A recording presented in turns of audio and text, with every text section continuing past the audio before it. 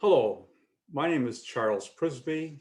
I'm a professor emeritus of political science at UNCG, and I would like to talk about my recent book, Rich Voter, Poor Voter, Red Voter, Blue Voter, which analyzes social class and voting behavior in contemporary America.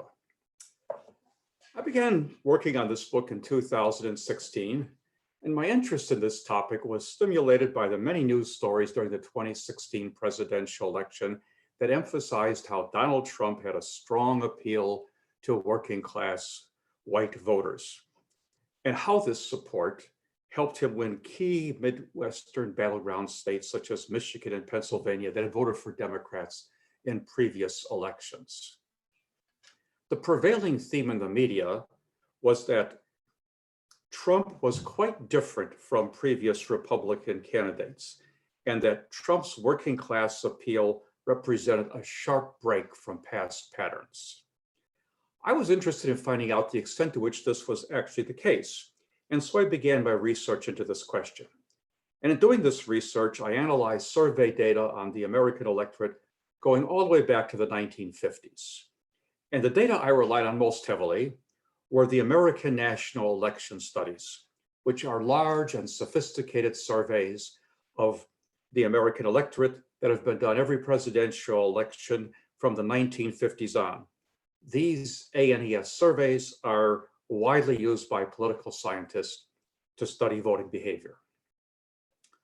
What I found in my research is that while Trump did better among the white working class than he did among the white middle class, it was not a sharp break from past patterns. Trump simply accentuated a trend that had begun earlier. In fact, in the 2012 presidential election, Republican Mitt Romney also did better among working class voters than he did among their middle class counterparts, although not to the extent that Trump did. And that was despite the fact that Romney was widely portrayed during the 2012 campaign as a rapacious capitalist who had little empathy for ordinary people. Not exactly the type of Republican candidate whom you would expect to do particularly well among working class voters.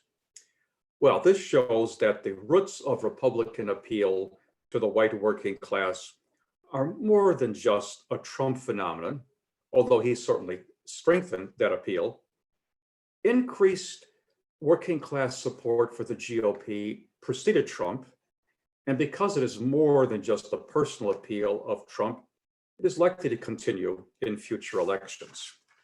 Now, in my book, I define individuals as middle class or working class based on whether they are above or below the median income for people of their marital status. A married couple with an income that is above average for married couples is middle class. A married couple with an income that's below average for married couples is working class. Same method is used for single individuals. Now, adjusting household income for marital status in the manner that I do accounts for the fact that single individuals are likely to have a lower household income than married couples have, and thus it produces a more accurate measure of social class. Now, many media stories rely on education to define social class. Those with a college degree are considered middle class. Those who lack a degree are working class. For a variety of reasons, which I discuss in my book, I think that income, when properly adjusted for marital status, is a better measure of social class than education is. However, in my research, I also analyzed education, and all of the findings in my book hold up, regardless of which measure of social class is used.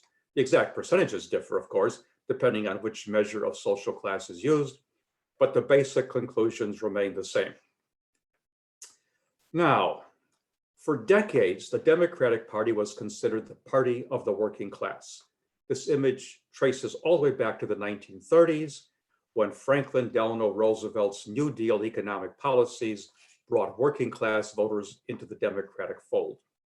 Democrats favored policies to benefit lower income and working class voters, such as Social Security, a minimum wage, and stronger support for labor unions. That working class support for the Democratic Party continued for decades after the 1930s.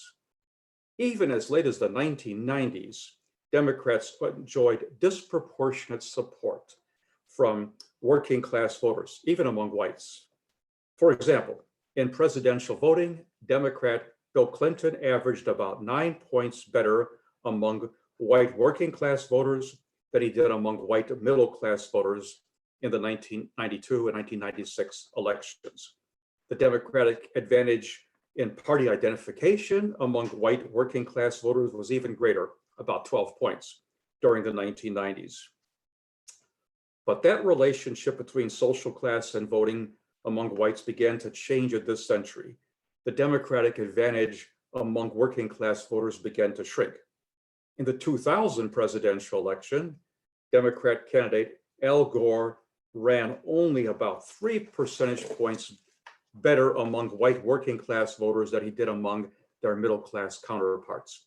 In 2004, Democrat John Kerry held only a 2-point advantage among white working class voters. By 2012, the Democratic advantage among white working class voters had not only disappeared, but it had even reversed itself. As I mentioned earlier, in 2012, Romney did better among white working class voters than he did among white middle class voters by about 4 points. In 2016, Trump expanded the Republican advantage among white working class voters to about 12 points. And the data that we have so far for the 2020 election indicate that the Republican working class advantage was even greater then. Moreover, data on party identification show the same shift at this century. At the start of the 21st century, white working class voters were about 6 points more likely to identify as Democrats than were their middle class counterparts. By 2016, they were about 5 points less likely to do so. Now, I focused on white voters because that has been the focus of most of the news stories about the changing relationship between social class and voting. Democratic support among Black and Latino working class voters has not declined the way it has among whites. Change in the relationship between social class and party choice has been limited to the white electorate. But whites are the largest segment of the electorate, so change in their behavior affects overall patterns. And the result is, even if we look at all voters, not just whites, Democrats no longer have an advantage among working class voters, which is quite a change from the strong advantage they held for many decades, even throughout the 1990s. Okay, now that we've seen how the relationship between social class and voting has changed over the past 2 decades, we can now examine the causes of this change. But to begin with, we might look at the media stories in 2016. What explanations for Trump's appeal were put forward by journalists during that election year? And one popular explanation of Trump's appeal to working class voters was that they liked Trump's economic message. They were unhappy with their economic situation, believed that the economic policies pursued by the Obama administration were not helping them very much, and thought that Trump's proposed changes in American trade policies were what the country needed. And the geography of the Republican vote in 2016 suggests that Trump had a particular appeal to a certain set of blue-collar workers. So Trump did only slightly better in the overall popular vote than did Mitt Romney. Trump won about 49% of the two-party vote, just looking at the two major parties, while Romney won about 48%. But Trump carried Pennsylvania, Ohio, Michigan, and Wisconsin, all states that Romney failed to win. Had Trump lost any 3 of those states, he would have lost the election, and that easily could have happened, as he won 3 of the 4 by less than 1 percentage point. And media accounts of Trump's voters in these states emphasized a common theme. Trump had support among voters who lived in communities that were in economic decline, areas where good manufacturing jobs had been lost. White working class voters in these areas were disillusioned with their economic prospects. And many felt that bad trade policies had contributed to their worsening economic situation. These voters were described as feeling left behind and upset that the government did not care about their economic situation. A common argument was that working class voters were concerned about declines in their real income and pessimistic about the future. They felt that the recovery from the Great Recession produced largely low-paying jobs and that past trade policies were responsible for the loss of good-paying jobs. Some of these voters were exasperated with the economic policies of past Democratic and Republican administrations alike. They saw Trump as someone who would reverse what they saw as the disastrous economic policies of the past. Okay, economic grievances may be part of this story, but numerous accounts of support for Trump among white working class voters in 2016 stressed negative attitudes toward immigrants and minorities as a key factor. And Trump certainly made immigration policy a key issue in his 2016 campaign, repeatedly calling for building a wall along the Mexican border to keep people from entering the country illegally, plus adding that he would make Mexico pay for it. He also called for a ban on immigration from Muslim countries, arguing that they were a threat to the US. He frequently characterized immigrants in derogatory terms, stating, for example, that many of the Mexican immigrants were rapists and criminals. Expressions of hostility toward Blacks were more subtle in Trump's campaign, but they were nevertheless quite clear. In fact, well before he became a presidential candidate, Trump gained notoriety for his persistent and false claim that President Obama was not born in the United States. Not surprisingly, many political commentators argued that Trump's appeal was largely racist in nature. They emphasized that many white voters felt that Blacks and other minorities received preferential treatment, that high levels of immigration, particularly illegal immigration, made the nation worse off, and that the cultural identity of the country was being destroyed by the growth of racial and ethnic minorities. While these reasons applied to white Trump voters in general, working class whites were believed to be more likely than middle class whites to express these attitudes. Thus, while both economic dissatisfaction and racial resentment may have contributed to Trump's appeal to the white working class, many analysts found racial attitudes to be a more potent factor. In my research, I examined the sources of the change over the past 20 plus years in how social class is related to voting behavior. I analyzed change in how class is related to attitudes on various issues and change in how these attitudes affect the vote.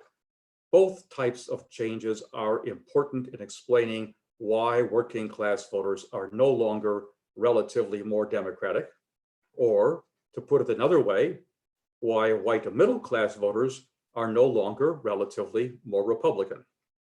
Okay, let's first look at attitudes on race and immigration, both of which involve questions of white identity that many observers felt were at the heart of Trump's appeal. My study found that these attitudes are one reason why the relationship between social class and voting behavior has changed in this century. First of all, these issues have increased in salience. Attitudes on race and immigration affect the vote of whites more now than they did 2 decades ago. In the case of race, attitudes on these issues have affected the vote of whites for some time, but the effect has strengthened in this century. For immigration, attitudes on these issues only began to affect the vote of whites in this century, but here too, the effect has strengthened over time, reaching its highest level in the Trump elections. Moreover, class differences on these issues have changed. They have become greater in this century. In the 1990s, there was little difference between working class and middle class whites on immigration. Now there is a substantial difference. For race-related issues, class differences were also very weak at the start of the century, and they now have increased to moderate differences. So the combination of the increase in the impact of these issues on the vote and the increase in class differences on these issues has contributed to the change in the relationship between social class and partisan choice among whites. Issues of race and immigration have pulled working class whites toward the Republican Party over the past 2 decades. Attitudes on economic issues have long influenced voting behavior, and the effects are just as strong now as they were at the start of the century. White voters with more liberal attitudes on social welfare issues are more likely to vote for Democrats, and attitudes on these issues are deeply embedded in party identification. Feelings toward labor unions are also closely related to voting among whites. Those who have favorable view of labor unions, regardless of whether or not they are a union member, continue to be more supportive of Democrats than do those with more unfavorable views. Attitudes on other economic issues also continue to divide the parties and affect voting behavior. What has changed is how these attitudes on economic issues are connected to social class among white voters. At one time, white working class whites were more liberal or more favorable toward Democrats on a variety of economic issues. But these class differences began to diminish in the latter part of the 20th century. And whatever differences remained at the beginning of this century have almost disappeared by now. For example, during the George W. Bush elections, 2000 and 2004, working class voters were moderately more liberal than middle class voters on social welfare issues. By 2016, that difference had almost disappeared. Working class voters used to be more favorable toward unions than middle class voters were. Today, there is no difference. Both groups are equally supportive. And when it comes to parties as managers of the economy, the old Democratic advantage among working class voters had already largely disappeared by the start of the century, and by 2016, it was completely gone. In the latter half of the 20th century, the Democratic Party was generally regarded as better able to manage the economy, and working class voters were especially likely to hold that view. That has changed. Working class whites are no longer more likely than middle class whites to see the Democratic Party as better able to manage the economy. And trade policy may be one reason why working class voters are no longer likely to see the Democratic Party as superior to the GOP when it comes to managing the economy. Working class voters have been more skeptical than middle class voters of the benefits of free trade agreements for some time. However, attitudes on that issue did not affect voting very much in the past, and the likely reason why they did not is because voters did not see clear differences between the parties on trade. Democratic and Republican presidents from the 1980s on supported free trade deals, starting with NAFTA. That situation changed in 2016. Trump's loud and strong opposition to trade deals led voters to see party differences on this issue, where they did not in the past, and attitudes on trade did have some influence on the vote in the 2016 election, and they helped to pull some working class voters toward the GOP. Disappearance of class differences on economic issues is not mostly the result of working class whites becoming more conservative on economic issues. An increased economic liberalism among middle class whites has contributed equally to this development. But regardless of the source of this diminished class difference in economic attitudes, the implications for voting are clear. If middle class and working class whites had voted in 2016 solely on the basis of economic issues, my analysis shows there would have been very little class difference in the vote. Okay, attitudes on race, immigration, and economic policy go a long way to explaining the disproportionate appeal of the Republican Party to white working class voters. There is one more set of attitudes that also has contributed to this development, one that has not been identified as much in the media. A variety of cultural or moral issues, abortion, gay rights, changing sexual norms, the role of religion in public life, all have become more important in American politics since the 1960s.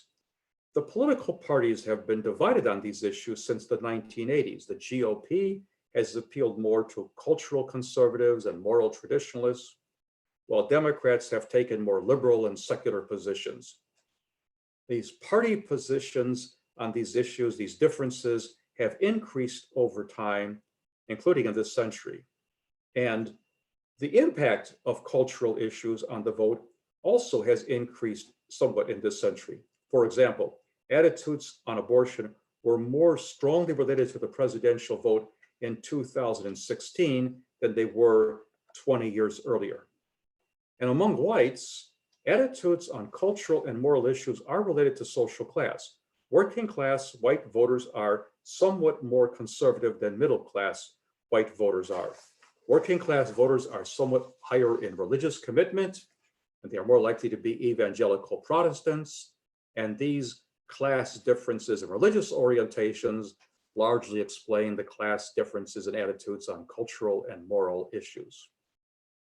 Class differences in the attitudes on these issues have been stable in this century.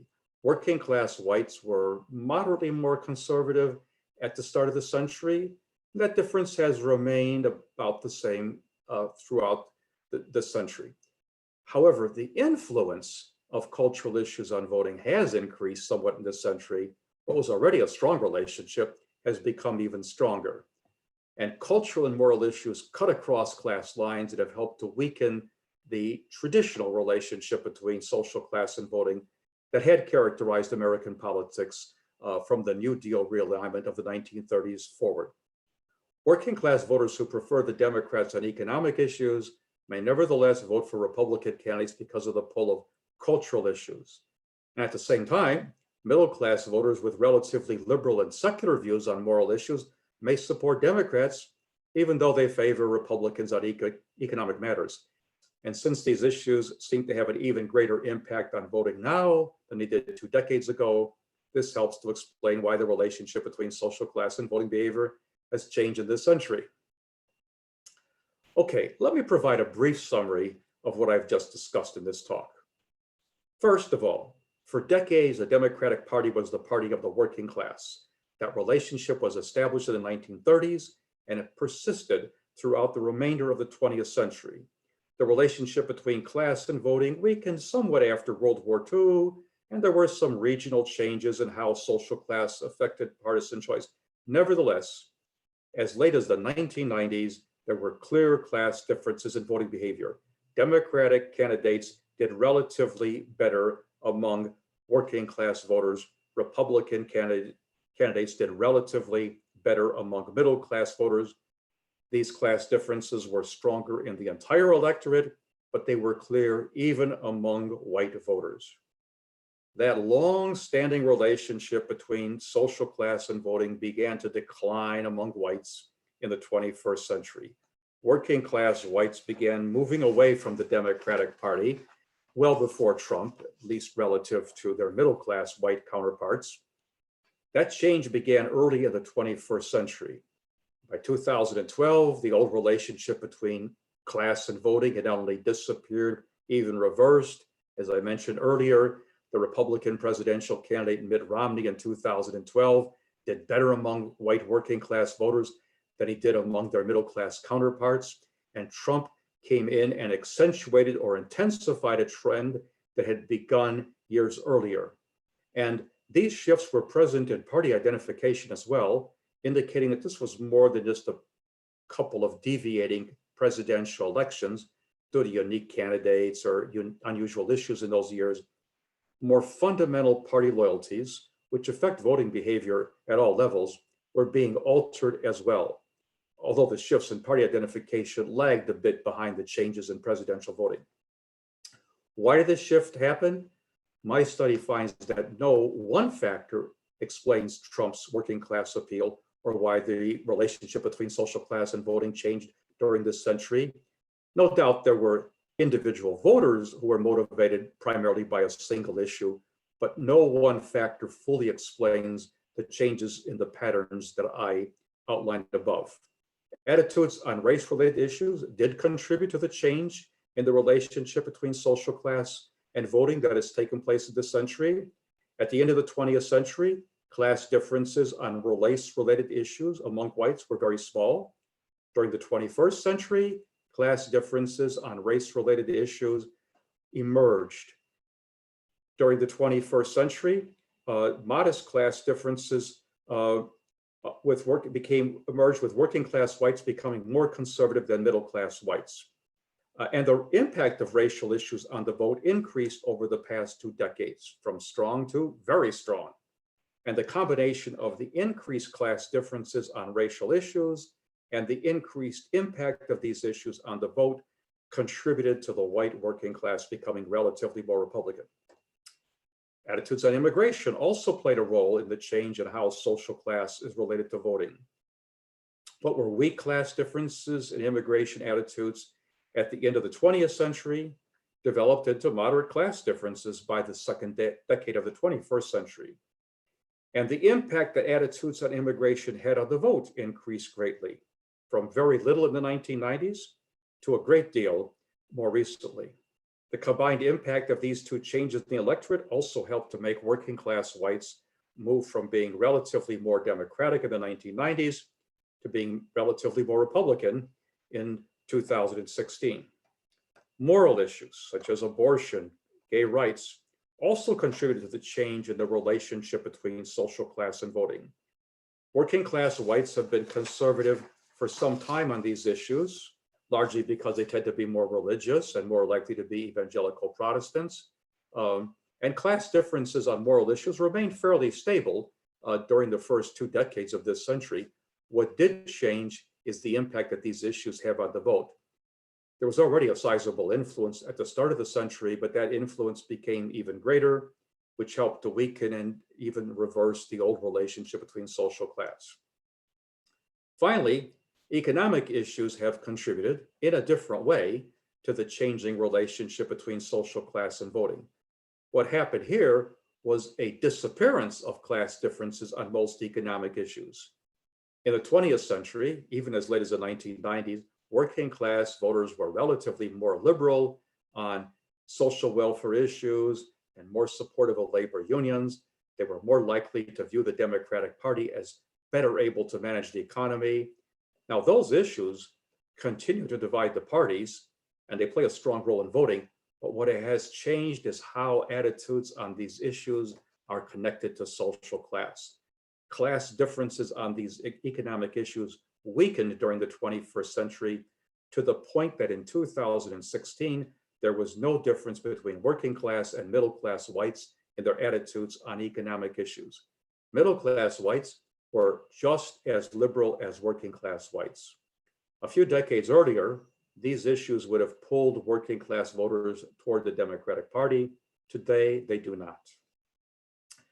Overall, several developments during the 21st century caused the clear class divisions in voting that were present as late as the 1990s to diminish and then even reverse direction.